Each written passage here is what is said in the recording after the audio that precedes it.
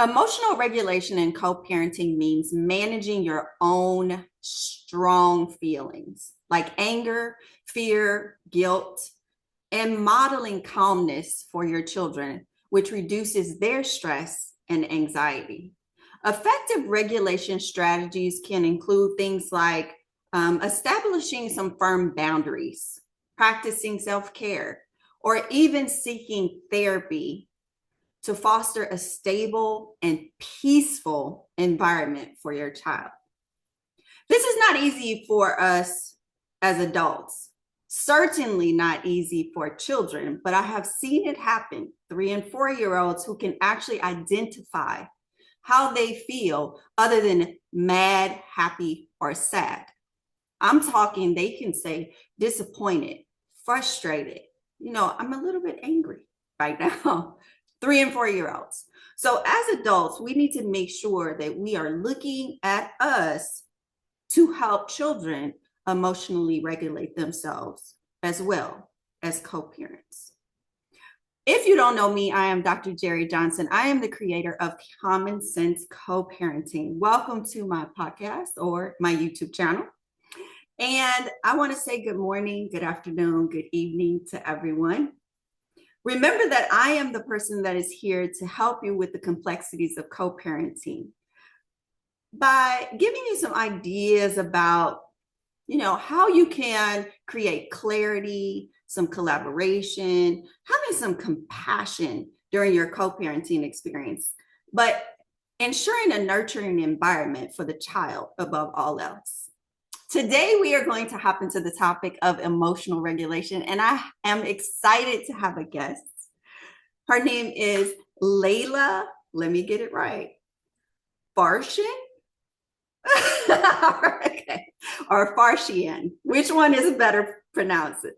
Which Farshian. Farshian. Thank you so much. So And if Layla you is really want to be technical, it's Farshian. But yes, Farshian. Farshian. Oh, very nice. Okay. I love when people have different names. Mine is so common, like Jerry, it's just so easy. But Layla is here with me today because she is what I would call an expert. You guys know that I bring on people who know more than me on this show in certain topics because I need help. Like all of us need support. We are not experts on everything. So Layla is going to introduce herself really quickly, and you'll see why I brought her on the show for this topic of emotional regulation. Go ahead, Layla. Thank you very much, Dr. Jerry. It's a pleasure to be here, and I'm grateful for your time, everybody, and just for that space that you're giving me to share about my experiences and what I have gathered along the way in my journey. So, I'm a disabilities care provider for the last 30 years, and I also serve as the chair of education for International Health Awareness Network. And working with individuals with autism, intellectual disabilities, the neurodivergent community has been just an honor along the way because I get to be part of their journey, helping them fulfill their potentials, helping them meet their goals, and being a part of their family and seeing what happens when we're able to support a child from A to B to C and then Z, hopefully, and help them become their best selves and fulfill their potentials. I've been in people's homes. I've been part of their. I've even went on vacations with families to help make sure that the therapy schedule stays on track. Being in homes and schools, but we're talking about family, right? It Mhm. really has been incredible. It's an honor to walk into someone's home and personal space and see what they go through from day to day. And the we're going to talk about all of that today. So yeah. Yes. So, all of the work that you've done, you have seen a lot of people trying to do this, I'm sure, trying to emotionally regulate or get emotionally, or they may get emotionally dysregulated. And in order to bring themselves down or bring their children down, they have to really hone into themselves first, right? It's the adult that has to kind of like download that calm into their children. And it's hard for us sometimes as adults, especially with, like you said, you work with children also, and possibly adults that are neurodiverse. For anyone who doesn't know what neurodiversity is, it is just simply, I would put it in kids' terms, someone's brain works a tad bit differently than someone else's. I think in some way we're all kind of neurodiverse, right? It's very, very true. And some who are dealing with severe challenges in neurodiversity are going against a certain set of, I would say, struggles that maybe neurotypicals don't. And we have to be sensitive that the steps that they make have to be celebrated because it's maybe just much harder for them to take those steps. It takes more courage, it takes more perseverance, and it's not to be taken for granted. You know, challenges with disabilities are real. And I love the term neurodiverse, but I also think that there's a place that we can just really recognize that it is very challenging. I'm a mother of also two children. One is a 16-year-old girl, and the other one is a 13-year-old boy. And emotional regulation is a topic in my heart and home for sure, dealing with the teens. Much preferred the cuteness of a 2-year-old having a tantrum than a 16-year-old having attitude. So I'd love to dive into that a bit. Let's dive into like the 54-year-olds having tantrums too. Let's do it. Yeah, I mean, it's not easy for anybody. So, and there is no discrimination in age for emotional like dysregulation, right? We Sure. all go through it on a daily basis. And having some strategies in place for how you manage that is something especially co-parents need to understand, because you're also managing the emotional regulation of your co-parent and your children, not just yourself. That's tough within a family to be the one that is trying to regulate themselves along with everybody else. I'm sure you've seen that, where maybe one parent is the person that is most of the time is the regulator, right? The person who kind of brings everybody down, and then at some point they may just get exhausted. Absolutely. Absolutely. The home is a microcosm of the world. It's where we start is in the home, right? And then we prepare those children in the home to understand the rules of life for the greater world that they can be a part of. So if they have regulation in the microcosm of the safety of their home, if they have mindfulness, if they have a set of examples that the adults are setting for them, and then they become adults, they can really bring a lot of light into their experiences within the world.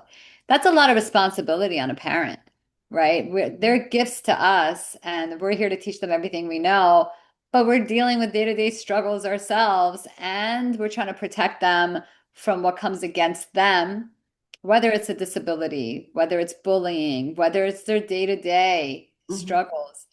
And then we have our own. So, like, I love what you said before, that there's no judgment. We're figuring this out together. But as a gift to us, our children, we want to prepare them for the world they're stepping into in a very safe microcosm. And how do we do that? One of the things that, going in to people's homes to do therapy for 2 or 3 hours with a child on the spectrum, 5 days a week, child getting 10 hours a week at home, coming home from school and having to go right into a therapy session, Mm-hmm. families having to navigate almost like another business in their house, right? I've navigate therapists, open the door to these therapists. We walk into their space. We have to respect whether it's shoes off, shoes on, washing, like all of the different cultural things they have going on. And then, they're managing this. And then they're also with their children having to relate to them in a way that is not doesn't come naturally because the child may relate differently in the disability space, right? So it 70% of those families struggle with divorce, right? Because it's so difficult to co-parent. Mm-hmm. And it's already the core parenting is also a partnership to navigate, right? And like you said, one person may take on certain things and another not. but it's truly a partnership and it's truly an investment in that individual who's been gifted to us. And to be mindful of their personality and what they bring to the table as a child also. It's Yeah, interesting. and my thing is, have you had any I've seen it in schools, I've seen it in education where the diagnosis almost throws families into, this tizzy. Like they don't want the diagnosis because they don't want to believe that they look at it as something is wrong, where I just look at it as something is different, And as educators, we wanted to know what we needed to do differently for students in a classroom. So it wasn't that we pushed diagnosis to punish a child or say, oh, we knew it. You know what I'm saying? Like, but we needed to make sure that that child received the supports that they needed in the classroom, and that's the only way that we can educators can get them what they need is if we know that there's something there. And Absolutely. a lot of parents feel bad. That's another emotional, like, thing that they have to go through, of that guilt of what, like, what did I do wrong, and things like that my child is different like this, or that my child has this disability. And I just call it neurospicy, because it's just a little bit spicy. But I like to see it as just it's okay to be different, because I really do think that I'm like OCD-ish, like for real. I'm just not diagnosed. And I say it all the time to people, and I joke about it, but I just wonder what we could do for parents who the emotional regulation may be actually a part of something else that's going on, and seeing it as something that is possibly, how can I say it? Possibly just you to take note of, how consistently that happens. And then when do you decide to move on that? So if you could talk about real quick, like if parents are seeing, emotional regulation, like so much, or different types, how they might go about kind of reconciling with that within themselves, maybe, in order to get what the child needs. It's a beautiful point. The challenge becomes that there is a severity with neurodiversity, especially with autism and intellectual disabilities. And that diagnosis sometimes brings relief because a parent is like, well, why isn't my child pointing? Why aren't they looking at me? Why are they not sleeping well? How come they're so sensitive to this? Or why are they closing doors? That happened to my nephew's son. We're wondering like, why is he relating in the ways that he is? Why? So all of those why questions come with a diagnosis, and with the diagnosis comes a path. And that path hopefully is with people who are compassionate, who will bring solutions, who will bring support. The regulation, the emotional regulation comes with reframing the dream of having the child on the playground and meeting up with parents and having a social circle where you wanted to be part of that group, or you want to be invited to that birthday party and your child's playing with everybody else and now they're not, right? So you have to find a new community. You have to reframe your dreams. You have to reframe the future that you had in your heart and mind for what that child would contribute within that family framework. They may contribute very differently. They may be dependent. So the severity of autism and developmental disabilities, look, as a society, there's 375% rise since the year 2000. Oh. 6 to 18 month wait lists for treatment for those solutions. So regulation, we're dealing with patients, we're dealing with a new community, we're dealing with educators who sometimes really understand and sometimes struggle to. Mm-hmm. That's for severity. For the ones, and that comes with, a clearer path with severity. The ones that are blurred lines, Mm-hmm.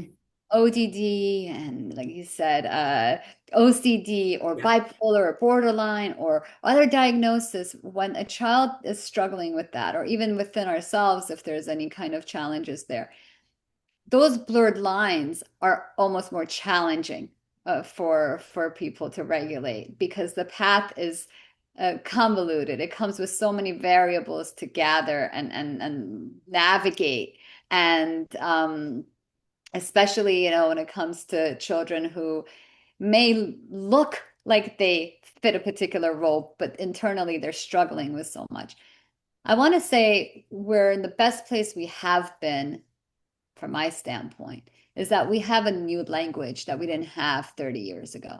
We Right. have words like mindfulness. We have words like space. Like you said, people are much more in tune with the nuances of how they're feeling.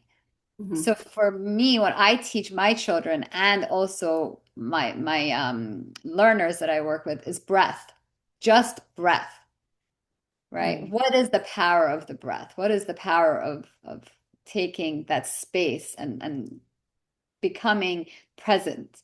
Mhm. That's language we didn't have 30 years ago. That's true. And Yeah. I have seen it work in schools. Like I've seen meditation and mindfulness work in schools. Some people want to take it to, the religious aspect of it and things like that. But to me, just like anything, um, it can be used for good or it can be used for bad. You know what I'm saying? There's two sides, there's always two sides to the coin. And to me, it's the purpose of the thing. Why are you doing the breath? Like, why are you doing mindfulness? Why are you doing yoga? And that was part of the mindfulness piece, was part of the framework that we used in one school that I led called conscious discipline. So it's being mindful, the adults first, being mindful of managing their big, what we used to call big feelings, and then being able to model that calmness and download it into the child as they are managing big feelings, right? Because many times we trigger people and we don't recognize it. And nonverbal, communication is more, people can feel that more and quicker than the verbal communication. We talked about how much, communication is nonverbal. So I want to be sure that people understand that it's not when she talks about breath, it's not about, whether you're doing yoga or No, whether the mindfulness is within yoga and things like that, because I know some people can take it there, no, but no, that's she's not talking about that. no. The breath and taking a deep breath, I'm telling you right now, if you just try it, take a deep breath in a time that you are feeling stressed. Inhale and exhale slowly. We used to, 3 times is the magic number, not to interrupt you. there Three you times. go. No. It's not perfectly fine. And then that's what I was told too. And I have tried it, even being in schools and with kids in my office, having tantrums or what have you, even with adults. Just take a few, my own daughter, she's 23 now, take a few deep breaths and then we'll talk about what you want to talk about, because I can see the, whatever it was rising, right? I can't talk to you if you're emotional. You can't talk to me if I'm emotional. So when you're dealing in a stressful situation, just try it. Take a few deep breaths. Inhale and exhale slowly through your mouth, and it does help. It's not about yoga and all this type of or religious things. It's about knowing and getting in tune with your body and your emotions and managing yourself. That's what And it's there's been about. studies on that. There's been Yes. studies on just that reset. And think of it as a phone. It's almost like turning your phone off and turning it back on again. It's a quick reset where we get to just step back and take the situation, step outside of the situation for a minute and become present and not react, but be more proactive. It gives us a little bit of a space to be proactive in that engagement. That's tough for me with my teenage daughter, I have to say. When it's a learner or a student, I'm on the job. I have to do a good job. But when I'm home, it's different. And the home is the most sacred place, right? That's where we want to have that sense of safety, when we want to pass on everything we know to our kids right away. We want them to be well at any expense. But that doesn't always work when it comes with anxiety or when it comes with fear and worry. And that's what that breath kind of really brings for me. It's that, just like that space, that moment of just, okay, I'm the adult here. All right, what do I know? And then how can I read the situation? And Mhm. that's the work that we really want to also give. We've started this technology called Circuthera to automate a lot of the processes for providers and disabilities care providers. But it invites the families in so they have perspective and they know what's going on in their child's day to day. I want to talk a little bit about that, and I don't know when we can, but I think information is power, and that's what we try to give professionally to families. And as we're trying to regulate our child's life and co-parent, the more information that we have also Mhm. support that child. And I want to talk a little bit about what technology offers us to be able to do that. Absolutely. Can we do that at the beginning of the next episode? Do you mind Yeah, if we do it? Because I can let you talk all about that, and I can also put all of your information in case someone wants to get in contact with you. please. In case they need some support, I can put it in the description for that particular episode so that we can get some people some help. So I think this is probably a good place to stop then. And then we're going to make sure that in the next episode, we allow you to talk about Circuthera, because I think that it would be fantastic resource for parents who know or have children, with neurodiversity. Now, do you work with any parents um, that also have children with maybe behavioral Yes, type things going on? Can you explain that in the next episode too? would Okay. love to. All right. Because I mean, it may not be something that's necessarily diagnosed and they have like an individual, plan for or anything like that. But parents struggle with the behavior. Yes, we want to talk about how parents also can get themselves together in order to support the students with those behaviors. But I think this is a great start to our conversation about emotional regulation. So what we're going to do is we're going to stop right here. And in our next episode, Layla is going to let us know about some resources that you will be able to access if you have children with neurodiversity and or not.